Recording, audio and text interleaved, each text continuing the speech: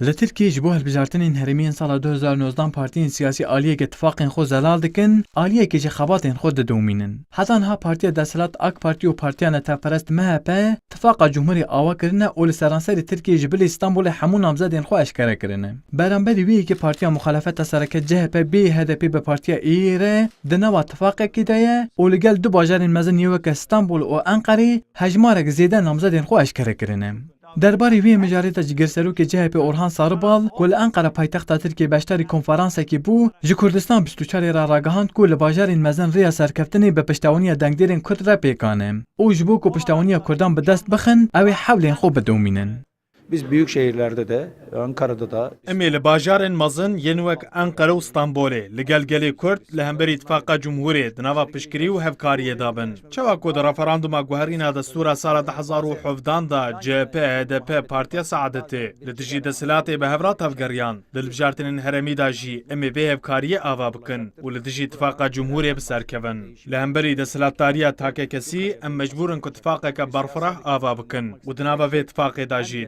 سریدا گلی کرده تایبتی جی لباجارین مزن برانبری اک پارتی و CHP هدف حتی ها نامزدین خویم بو هلبجارتین اشارهداری اشکره نکرنم لگل وی که مجارتی مراق کرن اوکو هدف لباجارین مزن دی پشتوانی نامزدین CHP بکیانم لسروی که جگیر هفسروک هدف یوردوسا و سکمنر دنیرنین خویم بو کردستان 24 ده بده مجاران صدام درنگماین اشکره کردن نامزدین خو بلیو کرد و راگهاند کو نامزدین CHP دی دلجنه این پارتیا خود بنرخینن.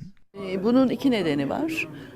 Birincisi ji ber du sedema me namste xwe hêj eşkere nekirine. Yek ji bo piştgiriya Leyla Güven li hemû bajar û bajarokên me çalakiyên gireva birçîbûnê hebûn û hejmarek zêde endamê me di girtîgehê dane. Sedema din jî ev e ku em li Kurdistan deverên girîng namzeda xwe bi pêşhilbijartinê eşkere dikin ku gordî lê dengderê me bin. Gelê me dixwaze ku em namzeda xwe li bajarê mezin nişan bidin.